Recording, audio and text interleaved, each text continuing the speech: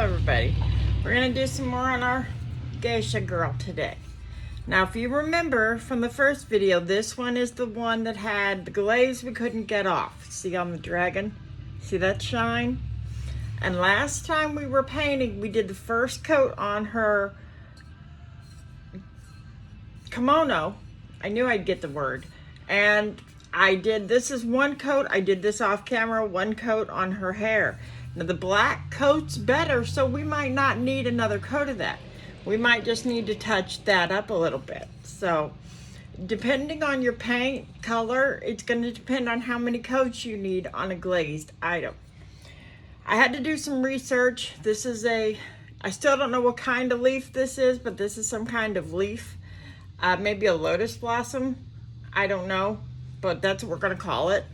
And the dragon, we're going to go with red and gold, and probably just a little more of these other colors as we find we might.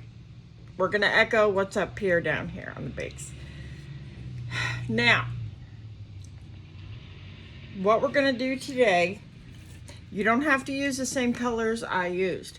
Do research, find out what your, if you want it to be realistic, find out what your statue, sorry, I thought she had something in her hair. Find out what your statue is going to look like. I did some research on a geisha girl. That's where I come up with the blue for the kimono to be a metallic, because it was a very deep sapphire blue and I wanted to mimic that. So on our paint palettes, now back to basics for a second. If you don't have these paint palettes, you can get them real cheap at Walmart. But if you don't have this, grab a paper plate. That'll work. A piece of cardboard, that'll work. You don't have to have the best tools. If you have brushes that are a little old, make sure they're clean, and then take a pair of scissors and just trim the flyaway bristles. Because you can use old brushes from someone else. You can use toothpicks. I found that for me, if there's an open eyeball, it's easier for me to, I grabbed one pencil. This is now a painting pencil. I sharpened the end. Sorry. And now I use that to help me make eyeballs. We've got in our paint palette a pale lime green, a darker forest green. We've got sapphire blue, metallic red, metallic gold. That's all we're going to work with right now. Get your painting smocks on and get a piece of cloth for your lap that it's okay to draw your paintbrushes on. That's why I cover my tables with a tablecloth. I find myself dabbing on my table. I'll spill paint. So it's easier to grab a plastic tablecloth for $1.25 at the Dollar Tree and use that, and then your table underneath is still good, especially if you're using your kitchen table instead of a 6-foot long Walmart fold-up. Heck, you could even use a tea tray if that's what you've got.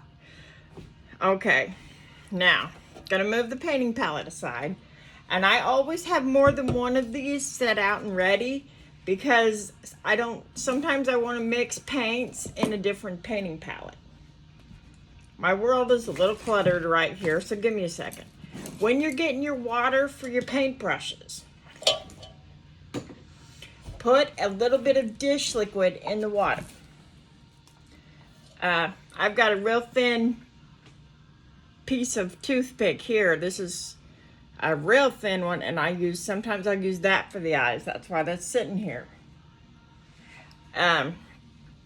Here's a good example of a brush that could be trimmed. I could take a pair of scissors and trim that up. If your brushes are not moving like this, they are not clean.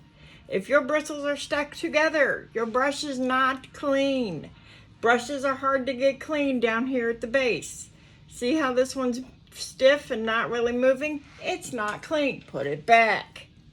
I put it in the dishwater, my cup. I have an old cup here. This is all it's ever used for. I like the taller cups because it gives you room to actually put the paintbrush down in. But whatever you use is fine. But your bristles should be smooth and they should move. If they don't, your brush is not clean enough. I always keep a variation of painting brushes because I never know what I'm going to need. So I've got painting brushes everywhere. And you can tell I've been using the hot glue gun because there's still hot glue on the turntable. I should be getting some Amazon deliveries today. Hold on. I gotta drink more water. Now, I got 5 pieces finished, and I've got a station set up over on the other side of my table. Can you see that?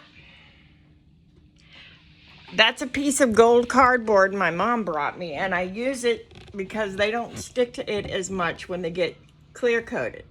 So I've got a space set over there. It's by the door and by an open window, so when I'm spraying the clear coat, the fumes don't get in my lungs as much. Now, when you're getting clear coat, you can get the big gallon with the brush and you brush it on.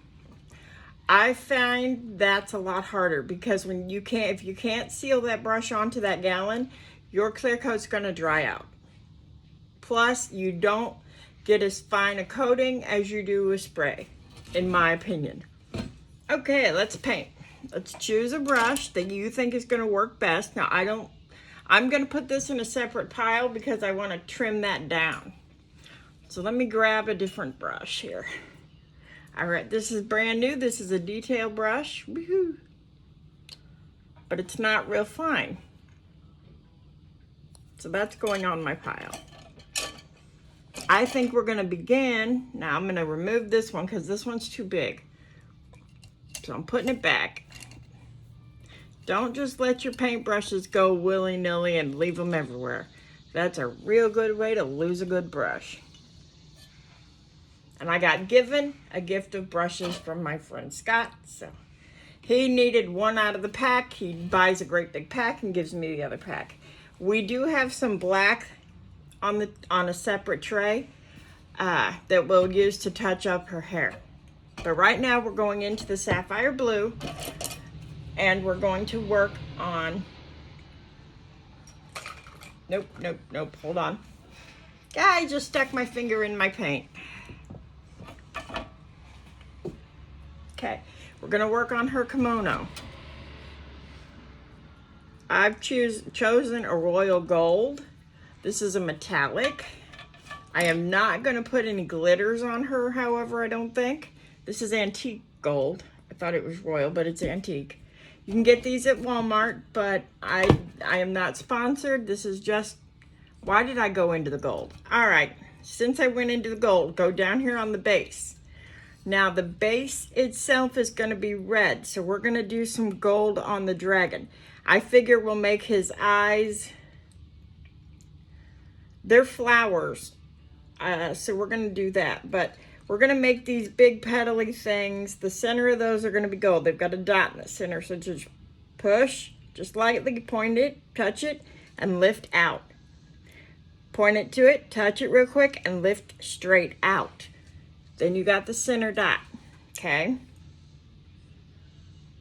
Now, I'm gonna do the lines under his mouth in gold. Press down at one end of the rainbow and pull it across. See how gucky that looks? We'll fix that. But what we're doing is just tracing these lines under his mouth in gold.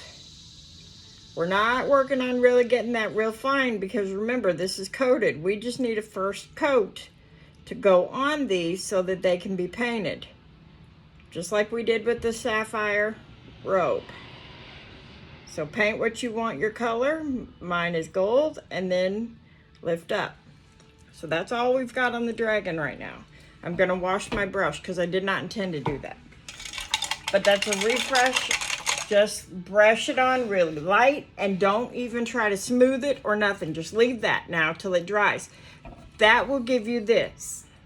Looks like crap, right? This is gonna give you something for the paint to hold on to. So if you didn't want to do it this way, you could do an all over primer coat of like a white or something and then do it that way. But I didn't want to do that because geishas have a white face. If you look them up, their face, their neck, they paint with a white paint. And we want to preserve that. I want to keep her hands white, so we're not using any flesh color here. Back into our sapphire blue. Talking makes my dentures make me thirsty. I think it's the denture glue. Go ahead and load your brush a little bit heavy. Okay.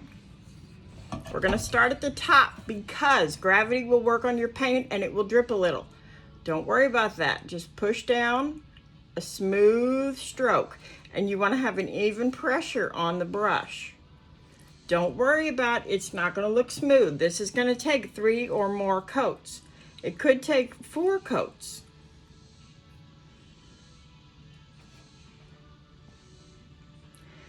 Until it gets smooth. So just, it's going to look streaky and bad right now.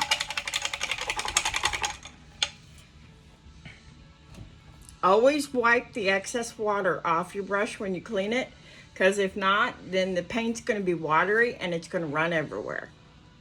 That is not what we want. But like I said, this is going to run. And see, I got some of the blue on her neck. We're going to have to fix that with white paint. That's all right. But you don't have to worry about a direction on this right now. This is not the final coat. So if it's streaky, that's fine. We're just trying to get more paint on there right now. With this, you don't need to worry about, your finished painting is going to take more time than the actual painting itself here because it's glazed, because we have to get a paint on it to cover that glaze. And it's going to take, some colors will take more coats than others, like I said with the black. So we're just going over it and see it's starting to smooth out a little bit. See how that's starting to smooth out? The third coat will probably be that'll be our picky coat. That's where we're going to watch our brush strokes. That's where we're going to just be easy and careful with it. Be careful with your paint, because somehow I've got a yellow or a light green in my sapphire blue. So what I'm going to do is take a clean brush and I'm going to try to scoop out the part of the paint that has the green in it and put that in a separate area. Trying not to really move it, just so I can contain the spill and not mix the paints, because I don't want that green in my sapphire blue for kimono. But that does happen, especially if you got klutzy people like me around that I can't see what I'm doing a lot on this. Some of these I do more by feel than I do by sight, but you do you. Now see, it's smoothing out. You're going to be able to see a little more of how it's going to look on the second coat here. It's starting to really smooth out. This is going to be real pretty. We might do a light coat of sapphire blue glitter for the kimono itself. We'll see with that. Let the piece tell you what it wants to be. Art can speak to you. Not like I am, no, but you'll just get this flash of inspiration. And if you're teaching a kid to paint and they want their elephant to be sapphire pink and puke green, let them go for it. You never stop your imagination. But I want this one to look real. And I want to get her done because, now see on the bottom, I'm going side to side because I don't have a lot of room for an up and down stroke. So when you have less room, use a different stroke. If you want to keep your strokes long so that it looks cleaner, you may have to go side to side instead of up and down. That's okay. If they're sitting there with a magnifying glass examining your brush strokes, they're being too picky. Sometimes you're going to want to tilt your piece and maneuver it like so. See how I've got it tilted? This will help you access other areas, because just because the bottom isn't showing blatantly doesn't mean we don't paint it. Cover the entire piece unless you're leaving, like we're going to leave her face white except for the lips. because that's what it's going to call for. So don't be afraid to paint the bottom of your work. I hate to see an unfinished piece where they did the top, and then I've seen some of my early stuff, and I had a Christmas tree I was doing for a friend, a little light up Christmas tree that was ceramic, and I forgot to do the underside of some of the branches, and to me it just looked so bad, but I was just learning. And I vowed I would never do that again because I thought it looked unfinished. So rotate your piece. You can even go as far as flipping it completely over, which we will do at some point in this with just about everything I paint. Now these videos on Geisha Girl are not going to be long because we're having to go step by step and let it dry between steps. I don't want too many spots on this particular work to be wet at the same time. The reason being because I'm bad about smearing paint. So if you're smearing paint, you take your time and you don't need to try to do the piece all in one fell swoop. It's going to come out better if you can take your time and let paint dry between settings. And that's going to make the piece look better and it won't look rushed. Because of the glaze on this, we will be letting it dry in between. So this will be probably at least a 3 or 4 part video.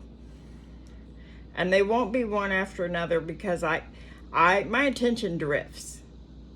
I go from one piece to another. I have autistic-like symptoms, and I also have a little bit of attention span unless I'm really interested in it. So I flip from one piece to the other. That's why I always keep my craft room and my office together, because I usually work on the computer and paint at the same time. Unless I'm talking to you all. Now, look at that. That's what you just saw me do. That's the coat, kimono coat. But you got to be careful because she's got these funny, I don't know what these are. So I'm painting them kimono blue. But don't forget, they've got an underside to them that is visible. So get your brush in there and we're not doing finished painting right now, so don't need to be perfect, but it does need to cover most of these white streaks coming through. That's our goal today, is to cover those streaks, like so.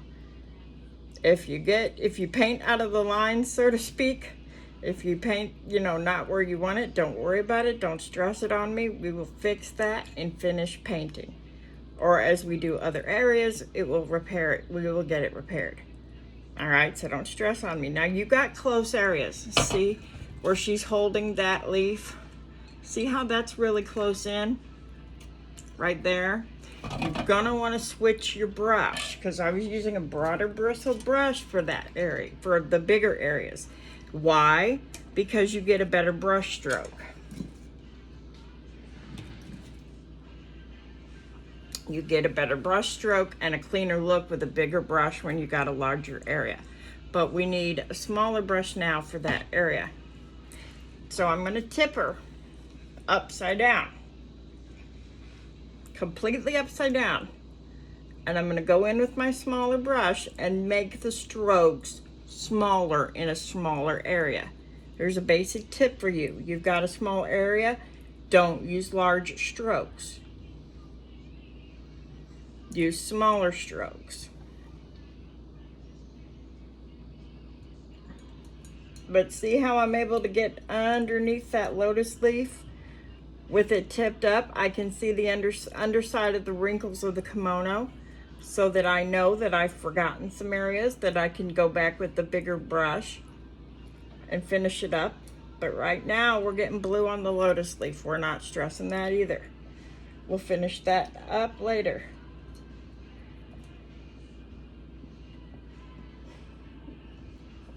Now the inside of the edge of the coat, where it's right here where it's open, don't forget the inside of the lapel of the coat. That's what it's called, the lapel. Oops. See, we're going to have to paint her face because, well, I'm not good with that. So just keep it upside down at this point. I want you to keep it upside down. You can drop her, don't drop her on her head. You can stand her on her head. And I want you to rotate the piece. And here's a good reason. Right in here. See that white right there? That would not be visible if the piece was not upside down. So it's something we need to cover. Is it going to be totally visible? No. Is it making it look crappy if they see it and they're not going to like your piece because you didn't completely finish it, even if they don't consciously realize it? Yes. Some people, they judge before they even think. And if they see your piece, see right here, you can get the bottom of the gown. If they see your piece, sometimes they'll make an unconscious either, oh, I love that, and it grabs their attention, or sometimes because it's not finished properly like this, and you leave those if you ask them, they might say they like it, but actually, you know, their first instinct might be, because it's not completely finished, okay? So always tip your pieces upside down. And this is an easier way to get in these loops too, is if you tip your piece upside down. Again, we're not looking for completely smooth. We just want to cover the white spots because it's still going to, your paint is still going to move on you because you've got that glaze. Do all the underside of all the wrinkles on the kimono too. Pay attention to detail.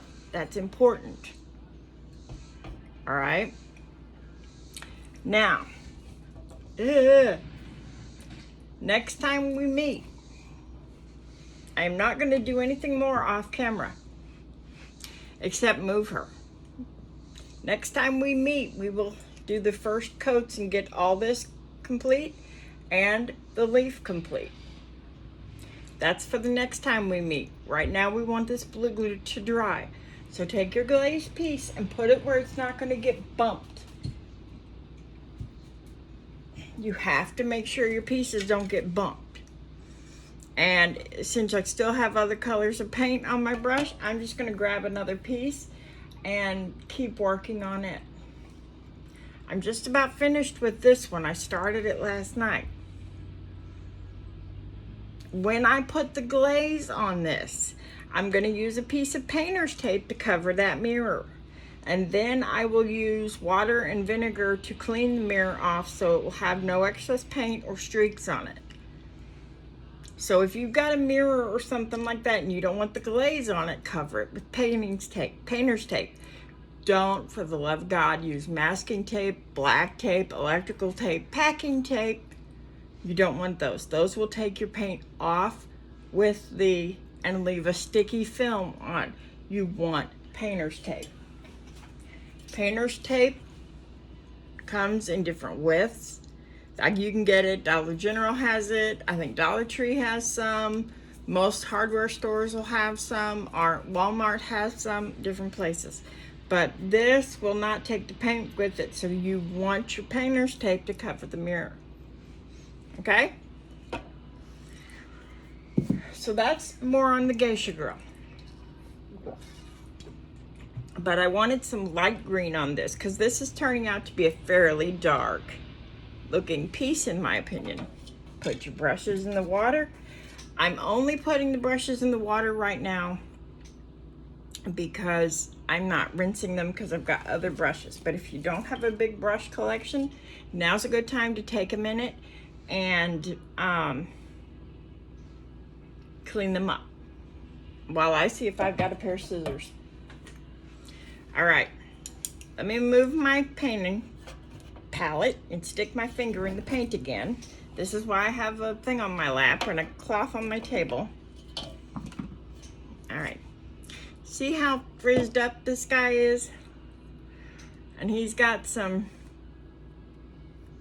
just kind of skunk looking white bristles and some black bristles and stuff. And he's got bristles sticking out right here that are useless, that make it hard. So first thing you're going to do when you're trimming an old paintbrush, pull out the wispy things, kind of pull them away from the main brush like this, and then go in and clip it as close to that as you want, as you can. And that's all you're doing right now is you're clipping the strays away and the flyaways so that your big fluffy brush is still big and fluffy, but it doesn't have the flyaways anymore. So you may only need to make 1 or 2 trims. That's how you keep those brushes in shape. But say you've got a brush and you need a detail brush, but you ain't got one. And say someone gives you a brush and you can't seem to get the bristles clean enough, but you need a detail brush. So what we're gonna do first is spread out the fibers to get a look at what we want. And we're gonna want a detail brush paints in a small area. So I've identified what I wanna cut. So pull that part down and away, like so. And then go in, push your scissors against the base, this part here, and then cut. That way you get the closest cut to the base. Now, we've got flyaways, don't we? So let's cut the flyaways close again as to the base as you can. Kind of like shearing sheep or giving a dog a haircut. And you're just cutting away until you get the size of a detail brush that you want. Just go ahead and trim away.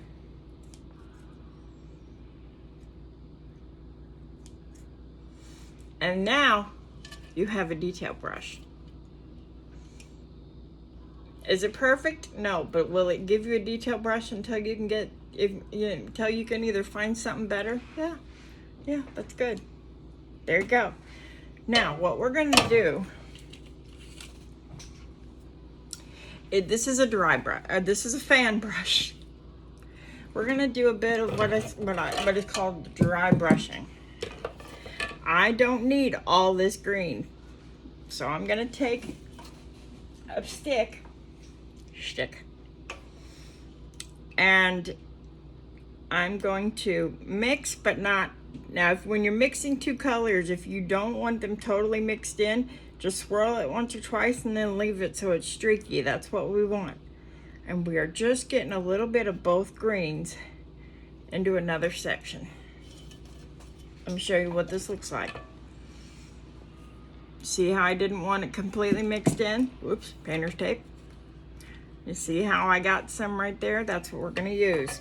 Don't wet the brush. This is a dry brush technique. Do not drag your brush through the paint like you would to heavily load it. You are tapping. Tap, tap, tap, tap, tap, tap, tap. And then tap in an uncovered area to get some of the excess off. Tap, tap, tap. Now we have both colors of green on our brush. See that? This brush, we are doing a push down, flick out and up. Push down, flick out and up.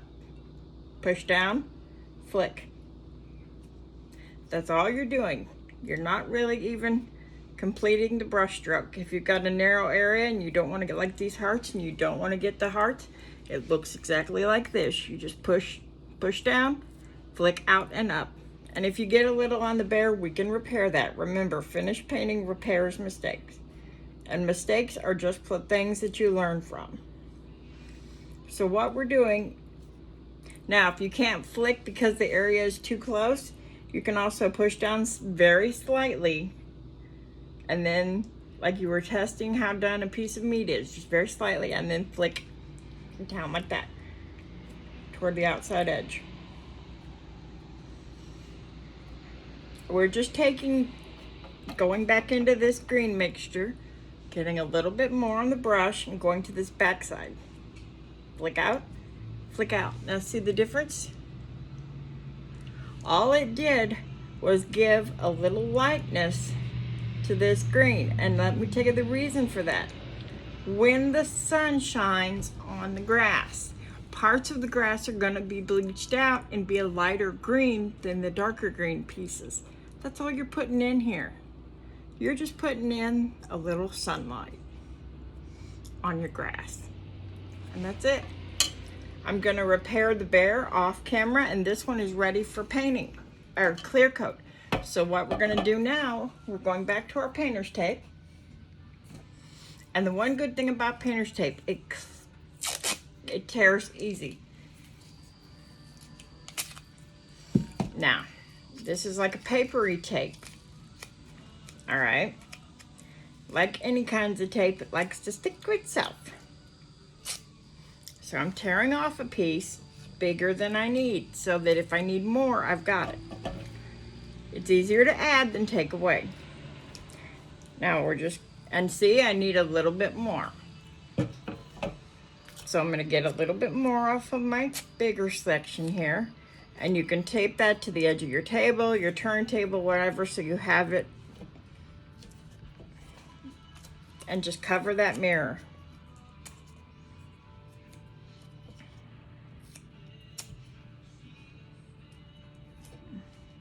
Okay, now that we've got the mirror covered,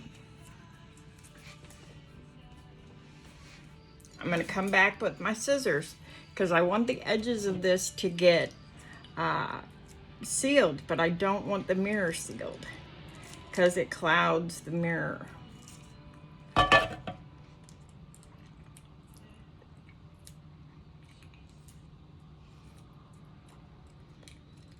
Now push down your painter's tape so that it's all covered.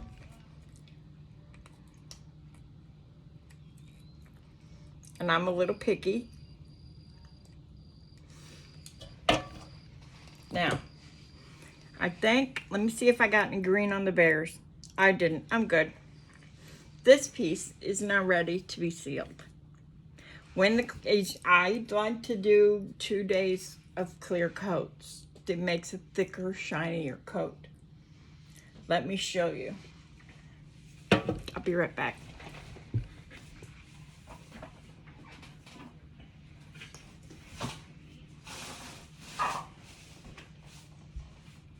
Come here, you're a good piece to show the difference.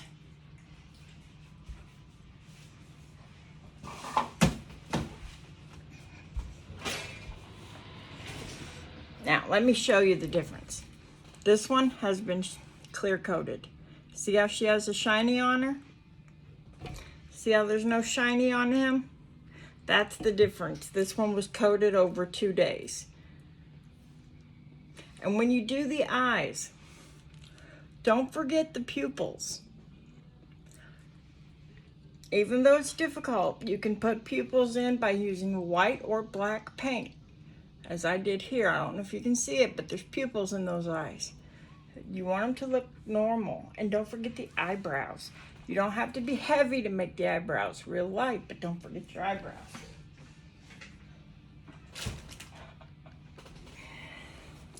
And so this one now is ready to go with the mirror covered. This painter's tape will come off really easy when we want it to. So I'm going to put that down toward that area of the world. All right. This one is another piece that has glazed on it. Now it has some painting already on it that I kind of like. I want to preserve that look, but I want to intensify it a little, and it's really very old looking. The colors are faded and kind of dirty, but I like the yellow and the pink, so we're going to keep those color combos. So right now, the first thing we're going to do is grab another brush, and I'm going to go in that light green. So on her first, I'm going to do the leaves. Normally I would do the veins first, but this leaf is so difficult in the area it's in, we're going to leave that detail for finished painting. So just cover the leaf with your coat, just like we did with the geisha. This has to give it something to hold on to. So we're just going to cover the leaves, and then this one will dry just like the geisha because it's got the coat on there. And sometimes I'm going to try to match these colors and do the white to pink and all that because it's beautiful, and I like to preserve the original sometimes. So we're going to try to preserve that on the flowers. Now the cat itself, we might still do a white, but we might do a pearl white. all over with, let's do this. We're gonna do a pearl white base coat for her, and then I'll show you how to do a fur coat with the fan brush with another color, say a country gray, a really light gray, country gray, country gray. Where did I put my country gray? Balderdash. It was here a few minutes ago. There it is. We're gonna, after we get the pearl coat on, we're gonna come back with this country gray, and then we will use the fan brush to create fur. Because if you, what you can't see is she's got dimples and indents where her fur is. Again, tip your work so you're getting all parts of the leaves. When you're tipping your work upside down, it's a good idea to lean it against your chest. Not only can you see it because it's right under your nose, but you're giving something stable for it to lean against. You don't want your hands to start shaking because you're handling the piece mid-air.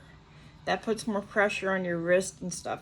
I'm not even really holding her. I'm letting her rest in my cupped fingers. Just cup your fingers around the head and let it rest there against your chest. That's another reason why you wear a painting smock. Just take an old shirt. Can be yours or a shirt. If you're a kid watching this, get permission if you're borrowing one of your parents' old shirts. I like my smocks to be a little big, not skin tight, but that's just me. I find if the smock can move a little, I get less rub off on the paint.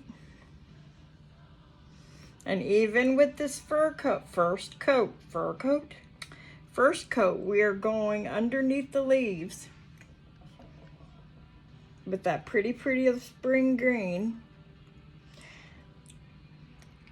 for the first coat. Now we've got some more leaves here.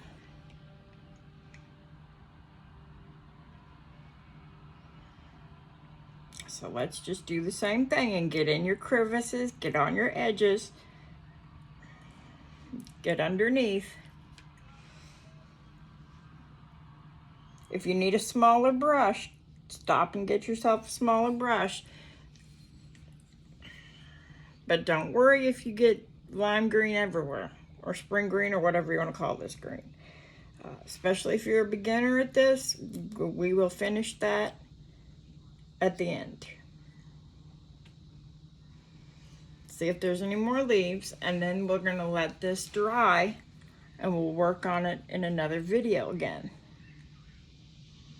And that's how you work on multiple pieces at one time. You paint a little bit of it, and then you let it dry, and you can go to a separate piece and begin on that separate piece. That's how it's easier for me to do multiple pieces and get them done in a good clip. If I'm hurrying for some reason, or I'm just easily bored, it helps to be able to move your concentration from one thing.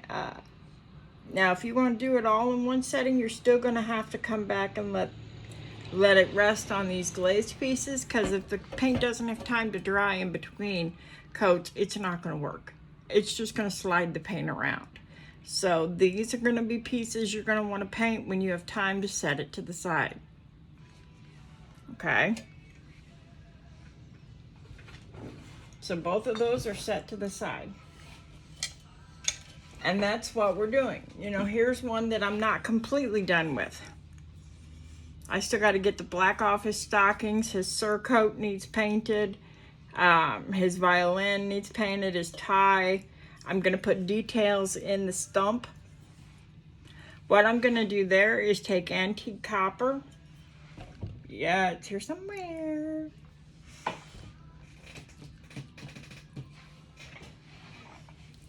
Antique copper. Now this is a dark brown. This is nutmeg brown, I think.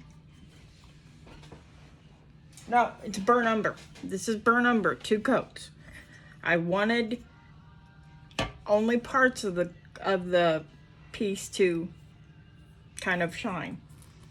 Do I have one of these out that's not empty yet? Nope. All right. I have trouble with the plastic. That's why I keep a pair of scissors here. And a trash bag close by. I would suggest if you have a lot of people, really, dude? That's the 1 o'clock bird. If you have a lot of kiddos or whatever, if this is an art thing for kids who are stay-at-home students, great. But I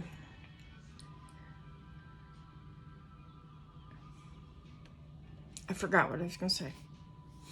But, have enough, for everybody to go around. Because if kids are doing the barnyard reach, when they're trying to paint, the paint's going to drip from their brushes all over into someone else's paint. So you're going to want to have an area for each painter designated, even if you're doing it by yourself.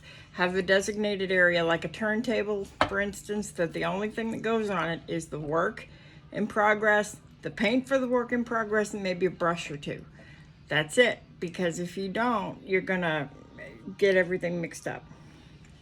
This is a different technique. We got our detail brush we made. Got a gob on, a little gob on the tip of the brush. Take that in the crevice and just push down and drag. You don't want more paint than that. Just push down and drag. And you're going to need to dab back in your paint quite a few times. Now don't do the whole thing and then come back. So now we're going to stop and do something else. Get a rag that you don't mind if paint's gotten on it. Now rub right over that crevice.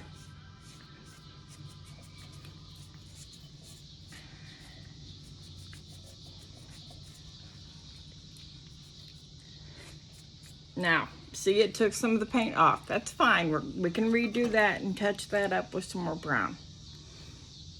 Because I pushed too hard on the rag.